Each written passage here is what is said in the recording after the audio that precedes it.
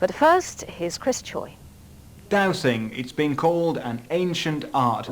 We know it was used 400 years ago to find mineral deposits. More recently, it's been used to trace archaeological remains, buried caves, and, most successfully, water. Recently, I heard about a Staffordshire farmer struggling to keep an artificial lake topped up. In desperation, he turned to a private water company. They called in George Applegate, Britain's top water dowser. He told them exactly where to sink a well. I went to watch the drilling. It seemed to be the ideal test.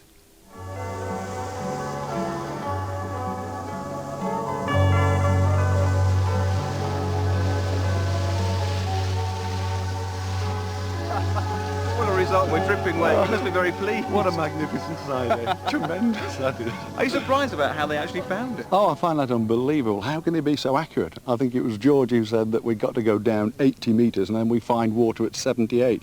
Just unbelievable. The farmer had approached an independent water company. Their director, Andrew Morris, called in the dowser. Well, a great success there, but how important was the dowser in that?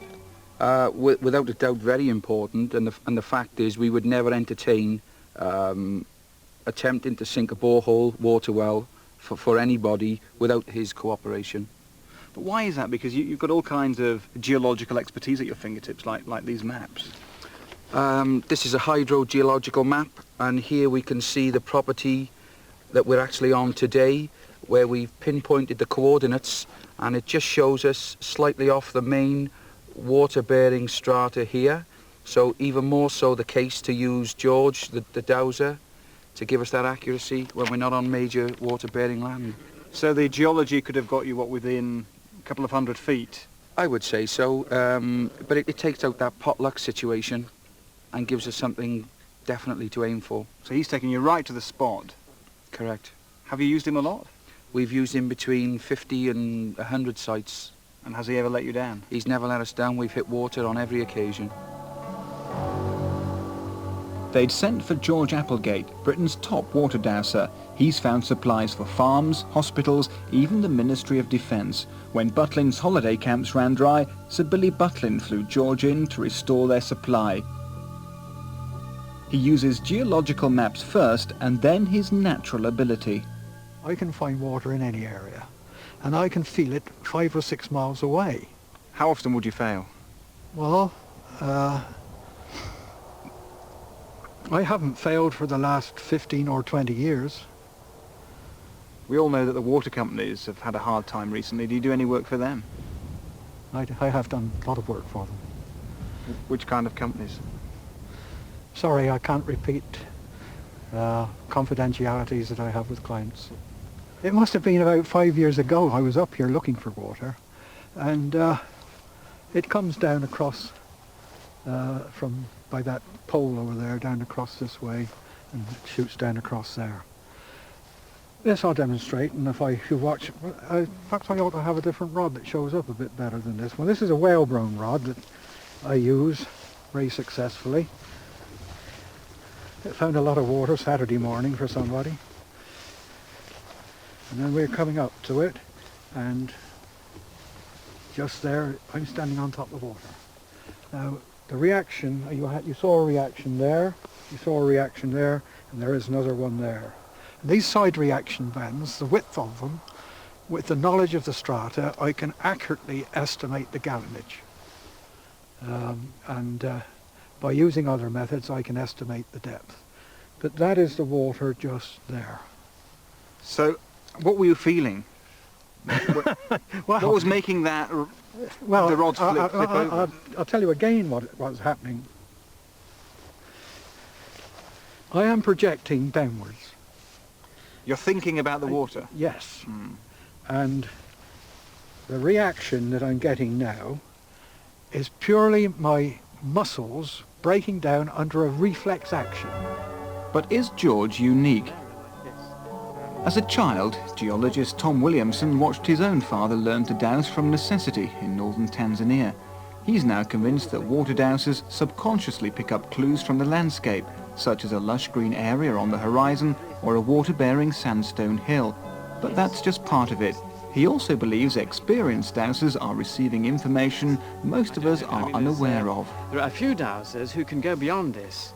The ground is vibrating all the time, although we're not consciously aware of this. But distant earthquakes, traffic, aircraft, all the time there are vibrations in the soil. Now the interesting thing with regard to dowsing is these vibrations are more intense over geological faults, mineral veins. These are precisely the places where dowsers have been successful in the past. So what they're doing is extending normal abilities? Yes, I would use the word supersensory, or supersenses. Is it a super sense? What do scientists say? A physicist in Edinburgh may have some answers. Professor Reddish is doing some classic scientific detective work to find out what's going on. He believes that dowsing is a natural force, just as gravity is, and he can show that it produces a pattern with a regular wavelength. They're all at the same distance. They're all about 8 foot apart. That's right, Yeah. about 3 meters. So that means that this dowsing effect could be a wave pattern like Yes. ones that science already knows. Some sort of a field. I think any physicist who carries out these experiments would be convinced that we're dealing with a radiation field. The only question is, what is the nature of the radiation field and where does it originate? So what do you think is being detected when the rods start to twitch like that? Anywhere that there is a structure with a different density to the surrounding Earth is detected by dowsing. That applies to water, is only half the density of Earth and so on, you see. Quite a lot of physicists, colleagues, some of them former colleagues, and others who I hadn't met, have written to me and said, I know dowsing works, I've done it myself, but I never dared to say so because it has such an ill reputation. I'm retired. I don't have to have a reputation, you see. Vibrations in the soil, clues in the landscape, reflex action, or a radiation field. George Applegate had told me that anyone can do it. It was time I put that to the test. No. You don't want it to. I desperately wanted to.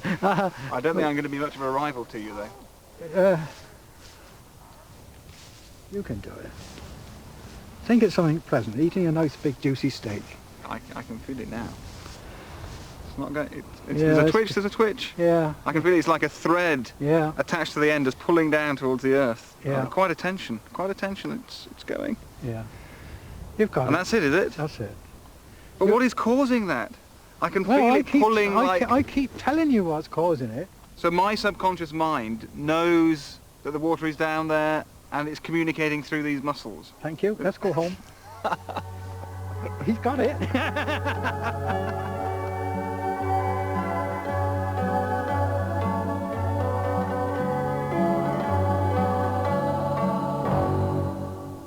Like me, all our production team use these dowsing rods to find water on George's property.